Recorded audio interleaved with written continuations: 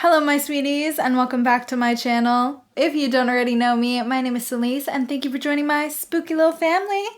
In today's video, we are going to be talking about a couple of underrated horror films that you need to watch. Let's get into the video.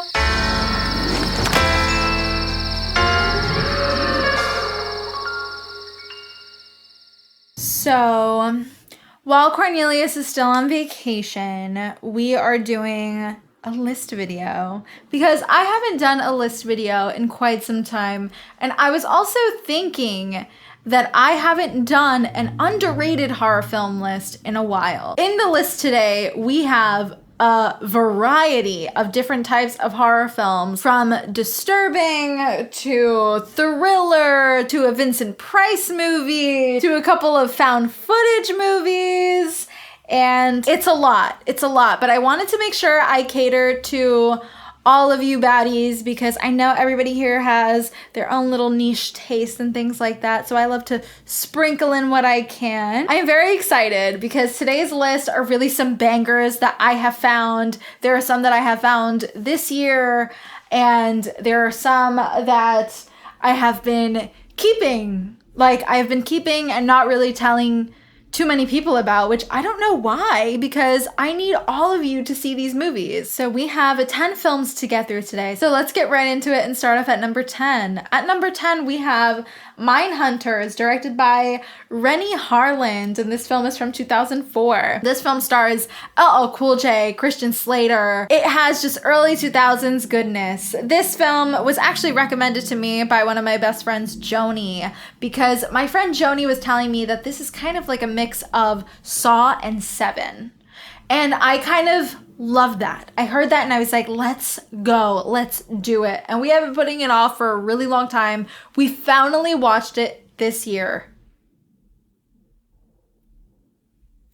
I have no words. This film is about a couple of trainees in the FBI's psychological profiling program that must put their training into practice when they discover that there is a killer on the loose. So there is a lot going on in this film.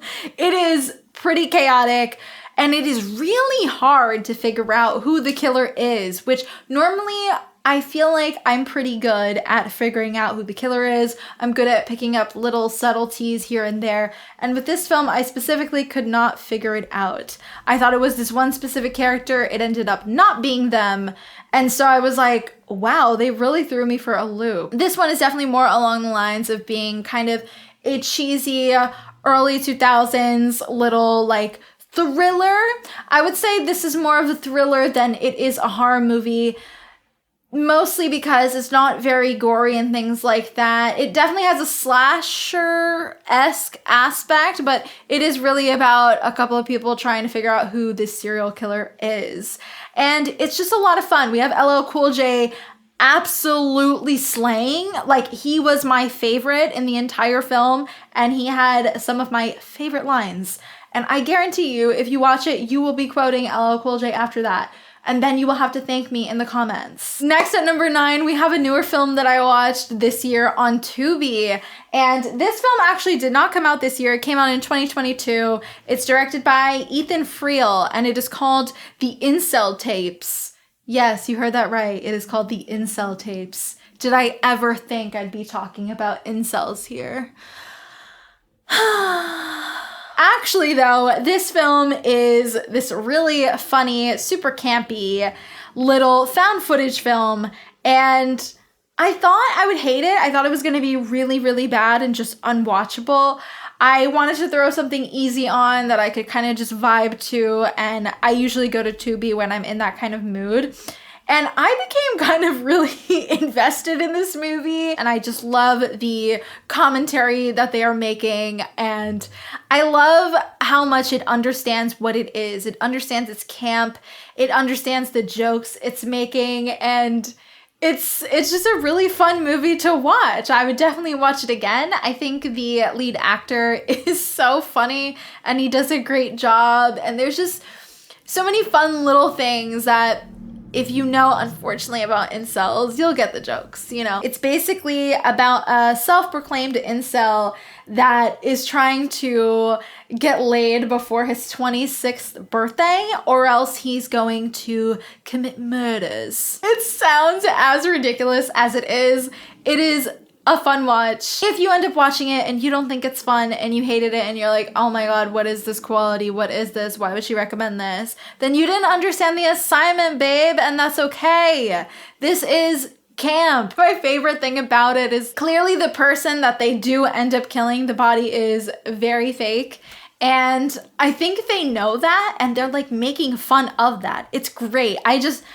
I love it. They really committed to the bit, and that's all I could ask for. Now at number 8, we have another found footage film that I watched this year that I never heard of before. I had to really dig deep looking for different found footage movies. I'm always really in the mood for found footage films during the summer, so this was around the time I watched this movie specifically. This movie is called Butterfly Kisses from 2018, and it's directed by Eric Christopher Myers. So this one, it was kind of reminding me like a little bit of like Slender Man era. I don't know, there's something about it that's very Slenderman-esque, but I loved it. It's really a short movie. It's a fun little watch. It's about 90 minutes. And this one follows a filmmaker that discovers a box of videotapes depicting 2 students' disturbing film project that features a local horror legend. And of course, then a bunch of craziness ensues. It's pretty short and to the point, but there are some really genuine creepy moments in the film. And also there's a lot of campy aspects of the film that I really like. Like, I just think they really understand the found footage genre. And that's what I love. I just love a found footage film that doesn't take itself too seriously. I also love the ones that do take themselves seriously, but this specifically is just fun. It's camp, it's fun. The ending, however, it might be subjective if you think the ending of it is good or not. Personally, it freaked me out a little bit, but it also was a bit cheesy, if that makes sense. Like, the more I thought about it after, I was like, it's kind of silly. I don't know if I like that. But you know what? It's subjective. So those are some fun found footage films. You could definitely watch those 2 as a double feature if you wanted to. Next at number 7, we're getting away from found footage and we are going into something a little bit older, something a little more theatrical. And we're getting into Theater of Blood, directed by Douglas Hickox. This film stars my king, my horror king, Vincent Price, and it stars Diana Rigg. This one has to be my favorite Vincent Price film. I watched this with my patrons, and every single person had a great time, and everybody was laughing, and everyone was in awe of Vincent Price and all of his great monologues. This is a very theatrical film. It's very, very theatrical. It's very monologue heavy. There's a lot of Shakespearean monologues going on. This one is also very campy though as well. There is a lot of ridiculous aspects to this movie. Specifically, there's a ridiculous aspect with like a chef and a dog and Vincent Price. I won't give it away because it's such a great part of the movie. Like, when you get to it, you'll know and you'll be like, yeah, slay. So this film follows a Shakespearean actor who takes poetic revenge on the critics who denied him recognition. That's already a slay in my book. Are we joking? We get to take down the critics? So let's go. I say that as I'm standing here and I review movies. Is Vincent Price coming from the grave to take me out? Honestly, I kind of love that. I kind of like slay. Oh my god. Choke me out, daddy. Anyways, that's a great one to watch if you're in the mood for something a little bit more extra. So now we got all of our little silly ones out of the way, and now we are getting into some of the more disturbing films on this list. So this next one is definitely a disturbing film, and it will not be for everyone. This one at number 6 is Miss 45, directed by Abel Ferrara. So this film is from 1981, and This one, trigger warnings for SA. This film is a little bit of a tough watch. Towards the end, I found the character to be badass, just like you're taking motherfuckers down. So, you know, I kind of loved that. But this is definitely not an easy watch. This film is about a shy and mute seamstress who is attacked twice in one day. She wanders around the New York City streets at night in this very sexy black dress and just absolutely slaying, and she basically murders a bunch of people, and she is a bad bitch. And honestly, slay. She did no wrong. She did everything I would have done. I feel like this is one that not a lot of people, at least that I watch here on YouTube, have spoken about. So I did want to highlight this one. If you are into more disturbing films, then you probably would like this one. But for my baddies that are not into disturbing and cannot tolerate watching things like SA, you may want to skip this one, and that is why I decided to give you some fun options as well. Next, we have one that's really weird that I ended up finding somehow on Letterboxd, and I never heard of it before. So at number 5, we have Martin from 1977, and this is directed by George Romero. This film follows this weirdo named Martin who basically drugs a bunch of women and tries to drink their blood because he thinks he is a vampire. That's all I'm gonna say. It is definitely one of the weirdest movies I've seen. It almost doesn't feel like George Romero, and this is one from George Romero that I haven't heard many people speak about. It's very, very strange.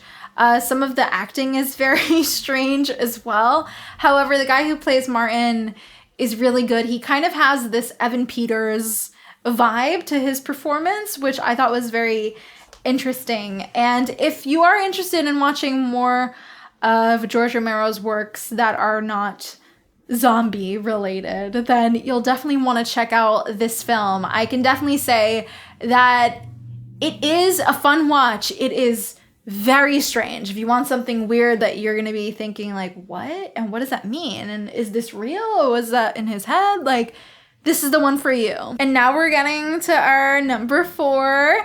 So I'm very excited because at number 4, we have actually a giallo. This is What Have You Done to Solange, directed by Massimo Dallamano. And this film is from 1972. This film is very weird. It's not what I expected when I first started getting into giallo films. I watched this and I was not expecting it to be as disturbing as it is.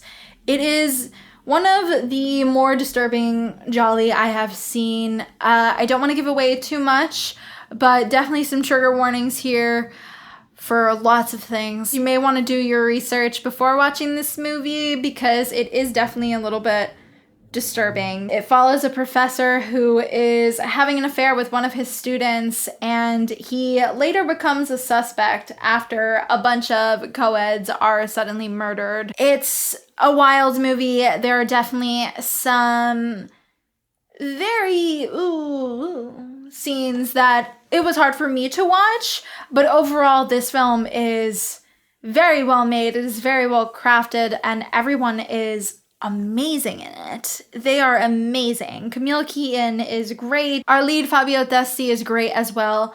But this one is definitely a little bit more disturbing. But as far as gialli goes, I feel like not a lot of people speak specifically about this one. Maybe because it is a bit more disturbing and not kind of your average giallo where it's just like a murder mystery and like, you know, people are like having cocktails and at a little party and slaying in fits. This one's a lot more serious, and the kills and things are a lot more gruesome in this one, that is for sure. But if you're looking for a disturbing giallo, There you've got it. Next, at number 3, we have one of my favorite disturbing films. And this one, I'm going to warn everybody right now, might be, in my opinion, the most disturbing film on this list. So if you do plan on watching this film, I think you should very much look up trigger warnings. It is definitely not an easy watch. It is not a film that I would watch a lot. I've only seen it once. And I thought personally it was a masterpiece. That film is In My Skin from 2002, and this is directed by Marina Devan. And it is a French horror film. This one feels very personal, feels very raw. It follows Esther as her life is seemingly panning out nicely, and she soon moves in with her boyfriend Vincent, and she gets this new job, and it looks like things are going well for her, but she ends up going to this party, and she has this accident, and she starts to become overtly curious with her body. There is a lot of self-harm in this film, and it's definitely not easy to watch, but I do think that it was a film that was made with a lot of care, and you could tell that this movie meant a lot to the woman who directed it. She is also the lead star in it, and I think it's a very relatable movie as well. If you have struggled with any deep, dark thoughts, then I think that this one would resonate. However, I can see how this one would not be for someone. Like, you may not want to watch this. It's a hard watch, but I do think it is very underrated and not enough people talk about it, and they really should. Especially this being directed by a woman in 2002 is crazy. And it's very well directed. Specifically, there is a dinner scene that is masterful. So if you're into the very disturbing, this is the one for you. Next, we have another disturbing one, but I would say this one is definitely a lot less disturbing than those two. At number 2, we have Lords of Chaos from 2018, directed by Jonas Åkerlund. And this film stars one of my favorite actors, Rory Culkin. This film, when it came out, it got a lot of hate that I don't understand what the hate is for. Like, can someone explain to me why they hate this movie so much? I actually really enjoyed this movie. Granted, it's not a movie I'd watch a lot because I thought it was deeply, deeply depressing. And I thought the ending was very upsetting.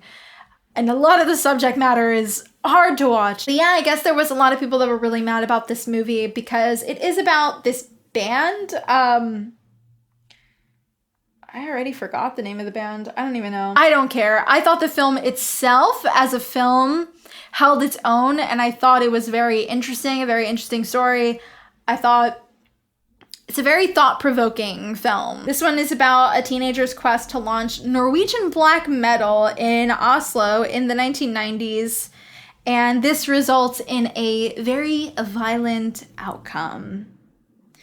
And yes, it does, because the ending of this one is crazy. This movie, yeah, it's a dark one for sure. I'm sure many of you have seen it. It might not be as underrated as I personally feel. I know there was a lot of backlash when the film came out. A lot of people did not like this one, but I very much enjoyed it. So for those who haven't seen it, if you are curious, you should definitely check out Lords of Chaos. And now at number 1, this is a film I watched actually a couple weeks ago.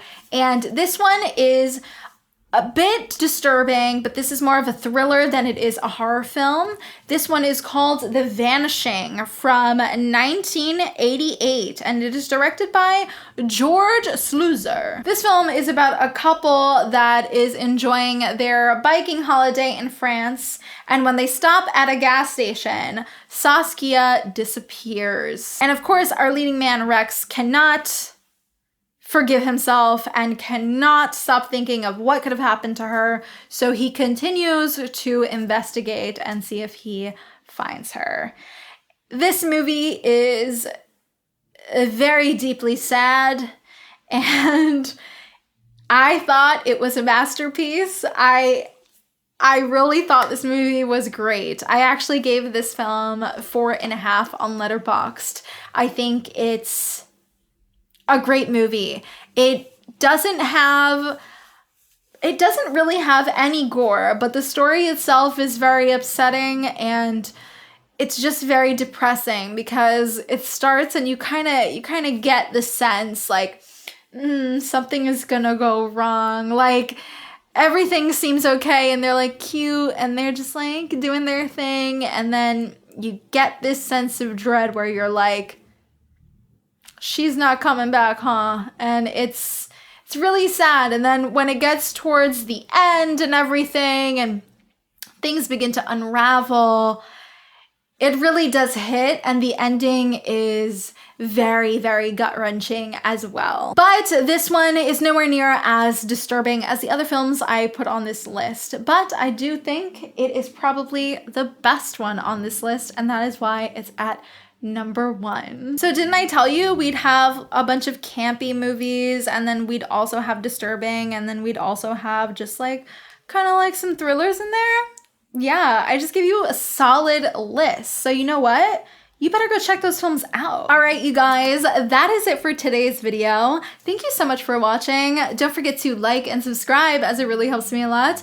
And be sure to click that little notification bell to be up to date every single time I upload. And let me know in the comments, have you seen any of these films? Do you plan on watching them after I spoke about them here today in this video? I'd love to talk about it. Thanks so much for watching, and I will see you guys in the next one. Bye.